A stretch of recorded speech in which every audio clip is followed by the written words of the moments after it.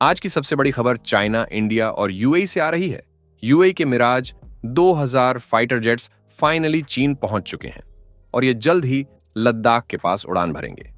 UAE और चीन मिलकर हवाई अभ्यास की प्रैक्टिस कर रहे हैं।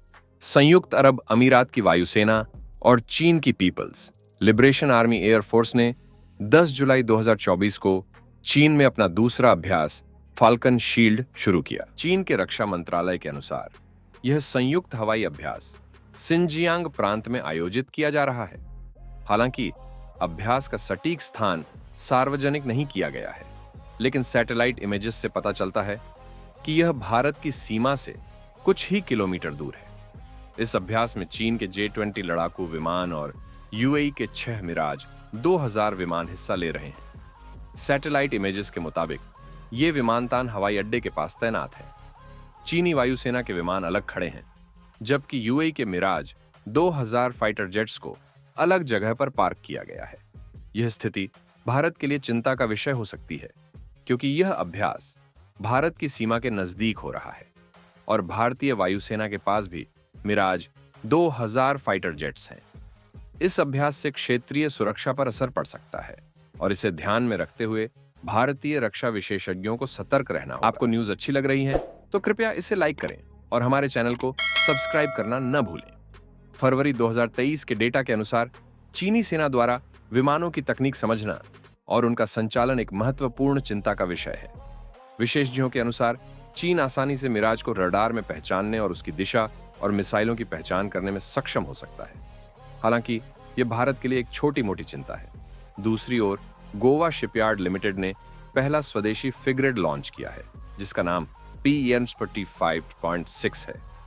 यह फ्रिगेट पूर्ण रूप से भारत में तैयार किया गया है और इसमें इस्तेमाल किए गए कंपोनेंट्स भारतीय कंपनियों से सोर्स किए गए हैं।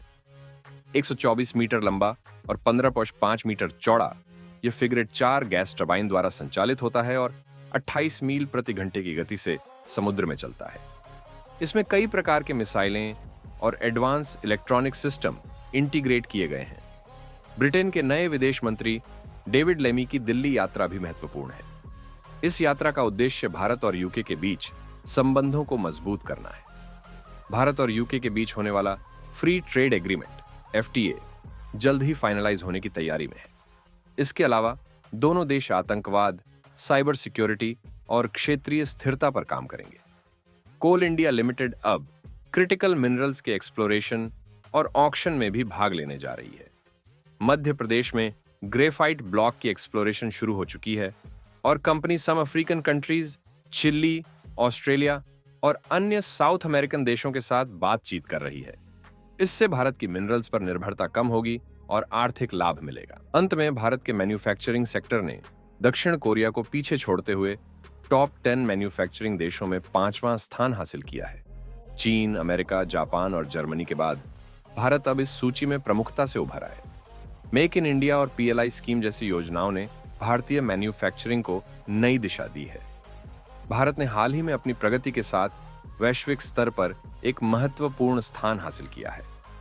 यह देश अब केवल टॉप पोजीशन पर नहीं बल्कि टॉप 5 में अपनी जगह बना चुका है। भारत की इस अभूतपूर्व उन्नति पर गर्व महसूस करते हुए इसे केवल शुरुआत कहा जा सकता है। उत्तर प्रदेश से आ रही एक और महत्वपूर्ण अपडेट के अनुसार यहां पहली बार सबसे हाईटेक ड्रोन और UAVs अनमैन्ड एरियल व्हीकल के उत्पादन को लेकर नई नीतियां बनाई जा रही हैं। विशेषज्ञों के मुताबिक 2030 तक उत्तर प्रदेश में लगभग $13 अरब का डिफेंस प्रोडक्शन किया जाएगा। भारतीय सेना में ड्रोन और UAV की जरूरत बढ़ती जा रही है, विशेषकर इजराइल और ईरान के बीच के संघर्ष को देखते हुए। उत्तर प्रदेश में ड्रोन और UAV पर शोध और परीक्षण के लिए एक नया केंद्र बनाया जा रहा है, जिसमें 4,755 करोड़ रुपए की केंद्र सरकार की सहायता से परियोजना का निर्माण होगा। इस योजना के तहत Hindustan aeronautics limited HAL, Bharat electronics limited, Yantra India limited, gliders India limited, Bharat earth movers limited और IIT कानपुर जैसी प्रमुख संस्थान मिलकर काम करेंगे। IIT कानपुर विशेष रूप से अपने नवाचारों और पेटेंट्स के लिए प्रसिद्ध है। वैश्विक ड्रोन बाजार, जो वर्तमान में लगभग $14 अरब का है, 2032 तक $56 अरब का हो जाएगा। भारतीय ड्रोन स्टार्टअप्स की रिपोर्ट के अनुसार 2030 तक भारत में $13 अरब का प्रोडक्शन होने की संभावना है। यह प्रगति भारत को इजराइल और अमेरिका जैसे देशों को ड्रोन और यूएवी निर्यात करने में सक्षम बनाएगी।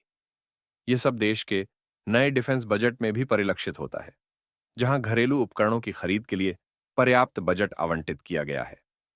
इन सभी राष्ट्रीय और अंतर्राष्ट्रीय प्रगति के बारे में आपके विचार क्या हैं? हमें कमेंट्स में जरूर बताएं। आ रही है तो इसे लाइक और चैनल को सब्सक्राइब करना ना भूलें। वंदे मातरम। भारत माता की जय।